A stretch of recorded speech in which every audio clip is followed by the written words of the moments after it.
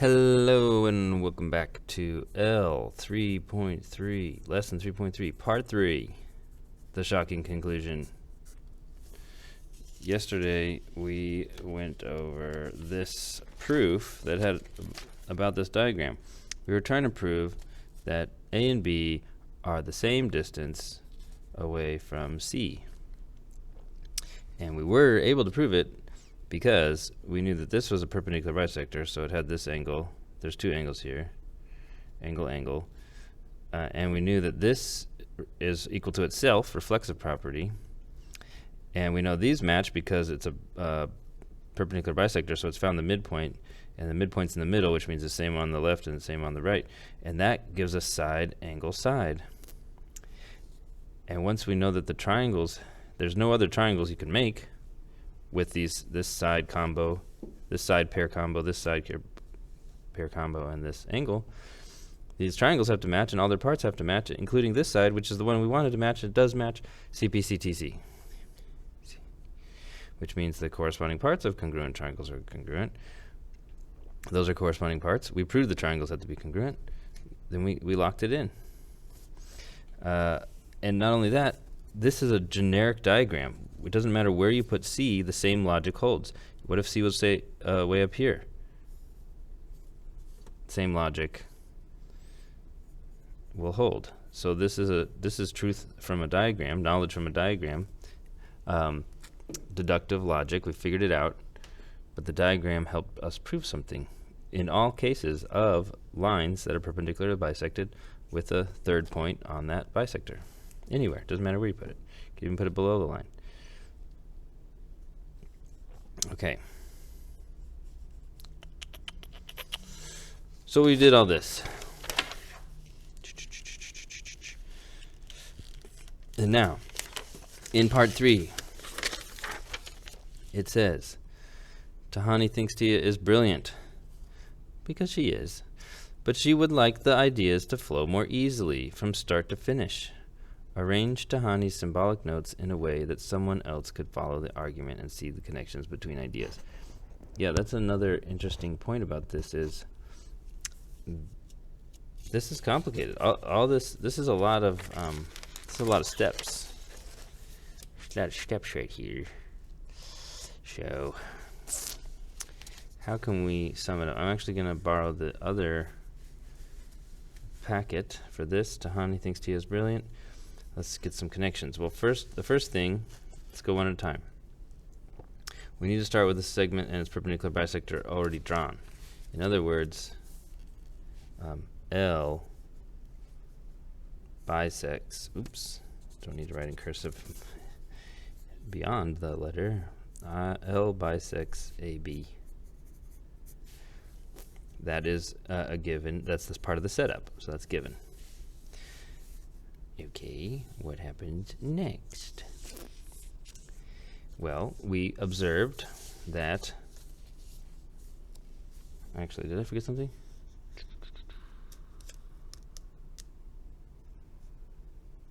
No, I didn't, but shouldn't we say...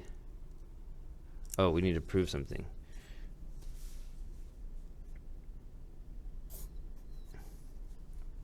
Oops. Okay. Prove. Sorry, thanks for your patience. Prove any point C on L is... Actually, there is a faster way to say this. We're just going to prove for. There we go. Prove for any point C on L that A to C equals A to B. That those two lengths are equal.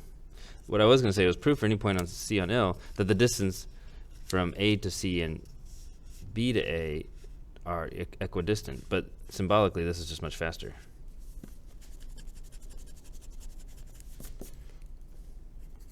Prove for any point on C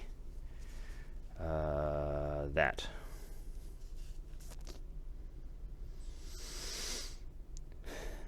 okay, well, start with L bisects AB. That's given. We got a line that bisects AB. And we're trying to prove that any point on that line will be equidistant. Angle CMA and angle CMB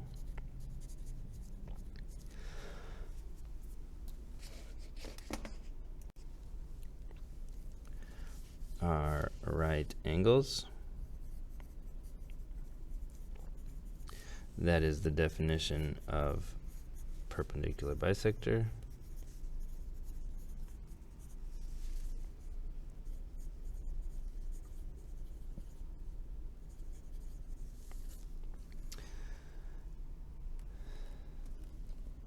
There's an even, gosh, I should just start over, but I've said so much, I can't start over now. There's a symbolically denser way to say this. L perpendicular AB at M, the midpoint.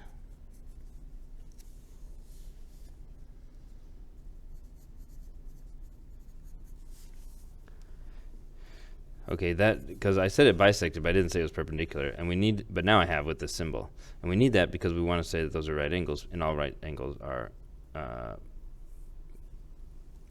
congruent, which is what we're going to say next. Angle CMA is congruent to angle CMB.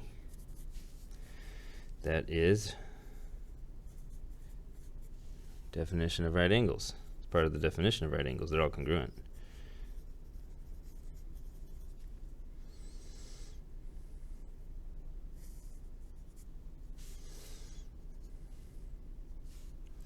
What's next?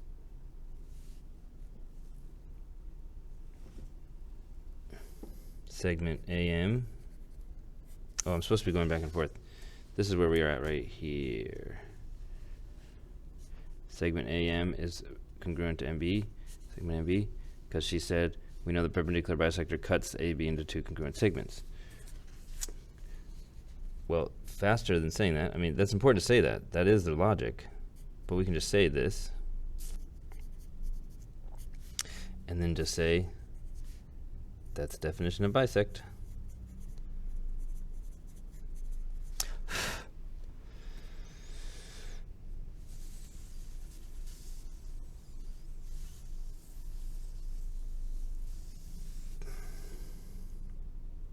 All right, and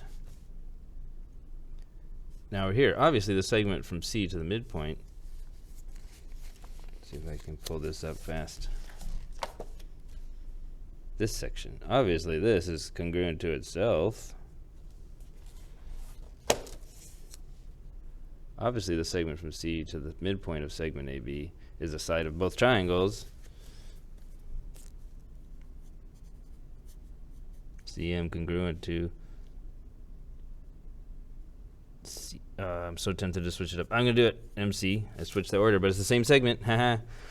Not very popular to do it that way, even though the triangles are reflections of each other, which means the orientation is reversed. So I like doing this every once in a while. It makes you think. But if someone frowns at you for doing this, they're like, why didn't you just say CM again? Because they're referring to the same segment. Be like, I am referring to the same segment.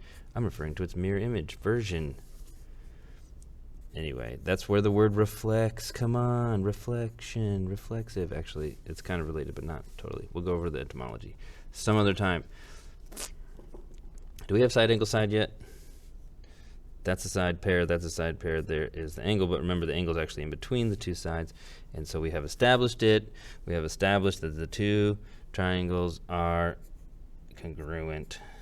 AMC have to be. Based on the setup, these have to be congruent, no matter where you put C. This is going to be a factoid. This is going to be a true fact. Proven. Why are we... SAS. That's right. Ooh. We're going to have to keep going.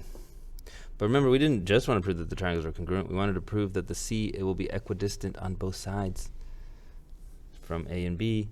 So let's go on to claim that. Well, we're not quite there to claim that. First, we have to claim that segment AC is congruent to segment BC. The actual physical objects are the same, mathematically congruent. And we're allowed to say that because congruent, or corresponding parts of congruent triangles are congruent. The no-duh theorem. But you said that is the reason we're able to make this statement. And then we are able to then finally say the distance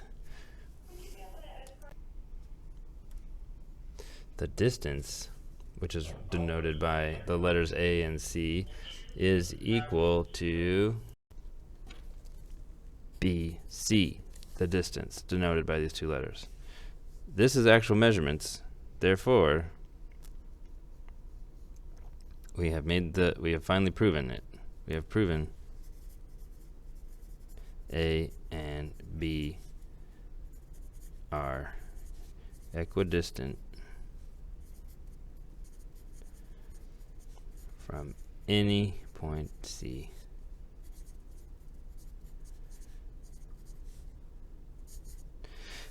And just in case you're wondering, what about this point?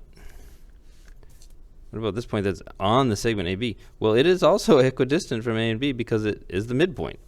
So even that weird case where it creates no triangle, we can still make the claim for a different reason, just definition of bisector. We don't need to actually make the whole triangle to make the claim about that specific point. It is kind of a weird point, though. So see how much more compact that is? We were able to fit the proof in that much space with all the justifications instead of this much space. And this doesn't even have, I guess she speaks most of the justifications over here. Anyway, maybe it's the same thing. I don't know. You can use Tia and Tahani's theorem about points on the perpendicular bisector of a segment to prove that the base angles of the isosceles triangle are congruent. Write a narrative proof for each of the following statements.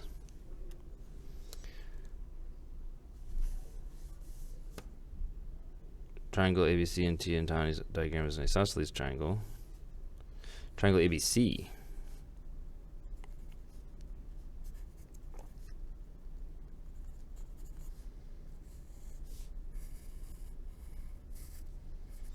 ABC, that thing is isosceles.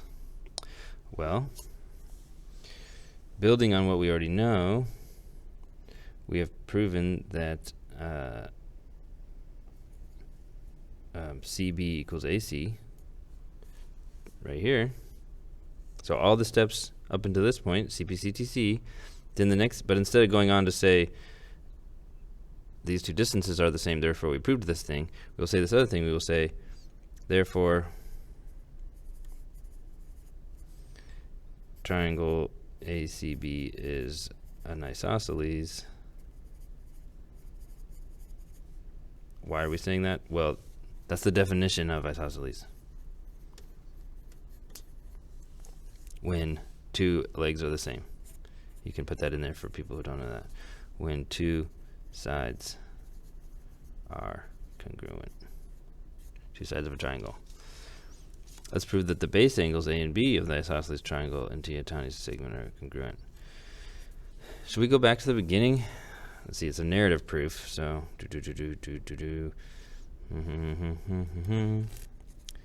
since the angles at M are both right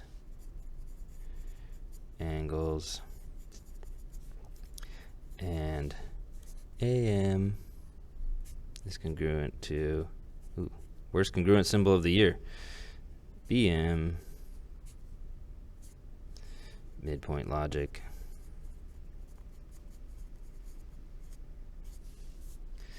and CM is congruent to itself, same side, shared side, comma reflexive prop.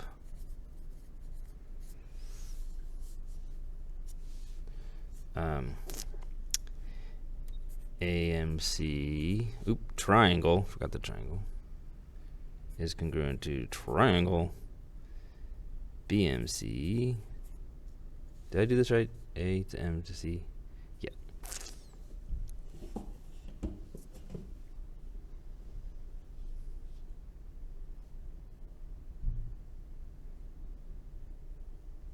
You know what? Maybe I'm wrong about the orientation changing. Because down this side to the right angle, then up. Yeah, they both go up.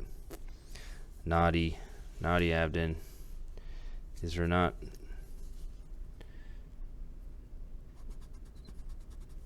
That's so interesting that it doesn't. You have to in order to flip the direction, you have to actually rotate around the midpoint of these things. So it could still happen sometimes, but not in this case. Okay, the two triangles are congruent. CPCTC. No. Jumping ahead of myself. Side angle side. Side. Angle. Angles up here. Okay, SAS. There we go. Now we're going to use CPCTC. No. Yeah, we are going to use CPCTC, but not about those sides like we did the last two times. Now we're going to do these angles, because they are corresponding parts of congruent triangles. So here we go. Angle A is congruent to angle B. CPCTC. And great, we did it. We proved that. Proven. Proved it. But now Tiantani's diagram can be applied to all isosceles triangles. I don't know, do we just say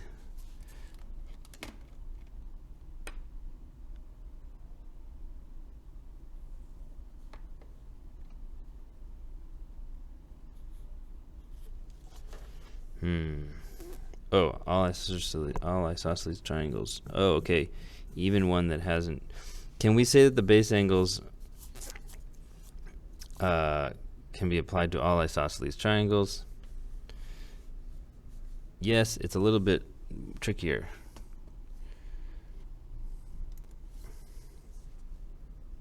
We'll just say that if this is an isosceles, then these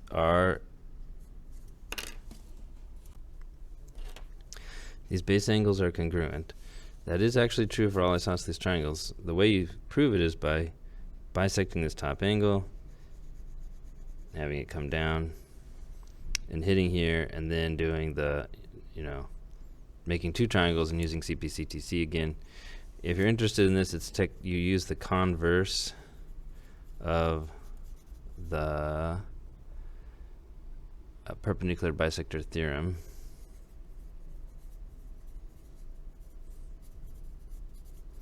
Perpendicular bisector theorem with that point C thing was what we proved this lesson. And if you use something called the converse, then you can reverse engineer that for any isosceles triangle, those base angles are congruent. So if you want to do that, look that up in your spare time. And you can always tackle the ready for more if you feel like challenging yourself. Here's what we did today, writing the story of a diagram, and the conclusions that can be drawn from it is central to geometric proofs. Like any other text, a proof is written by the author and has to make sense to a reader, so it must be thoughtfully constructed. That is to say,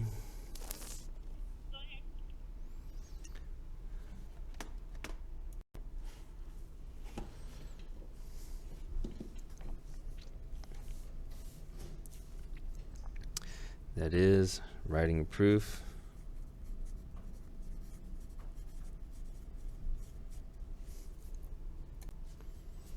begins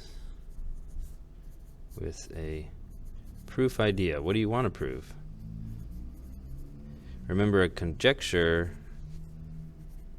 is, it's like a hypothesis. You think it's true, but it's not proven. Well, that would be a great thing for your proof idea. Conjectures often turn into proof ideas. Like, we're going to prove this thing because we think it's true, but now we're going to prove it.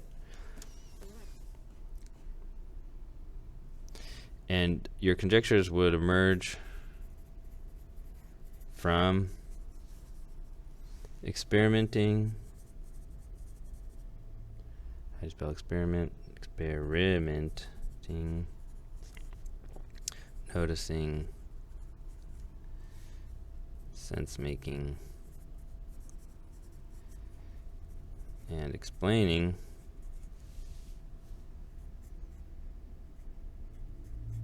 can't write today. Sorry.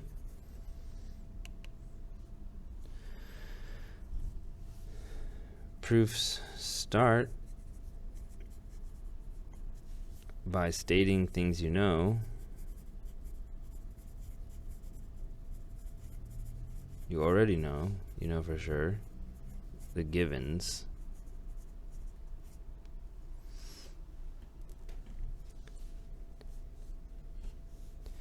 And a proof, this is a new bullet point, a proof is built in successive logical steps, each when depending upon previous steps.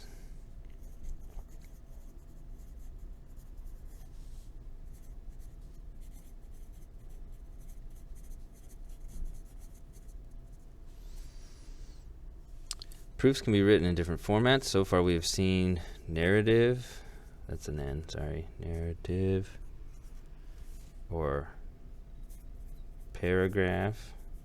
We're basically just explaining using English. And that's a good place to start because it's natural. But then you might want to save time by switching to a 2-column format where it's like statement, reason, statement, reason. 2-column symbolic proof format.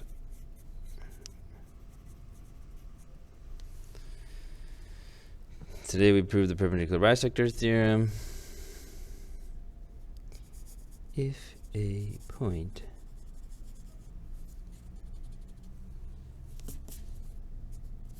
is on the perpendicular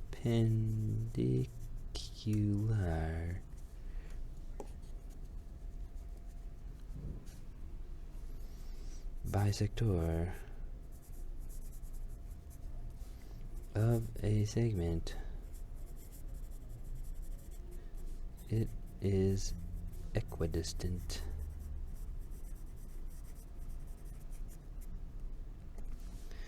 from the endpoints of that segment.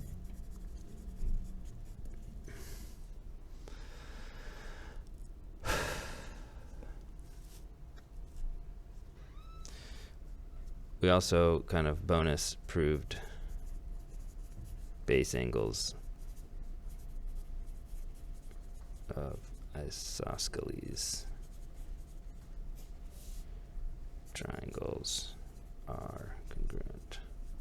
Yeah, didn't know that about isosceles triangles. Not only do they have 2 sides that are congruent, but they have 2 angles that are congruent at the bottom of those sides where they meet the third side that is not congruent to the other 2 sides. All right, I hope that was a wonderful little lesson. Feel free to read the lesson summary, and we will catch you on the homework coming up soon. Wow, 25 minutes this video alone, plus part 1 and part 2. This is probably one of the longest lessons of the year. You should be proud of yourself for hanging in there.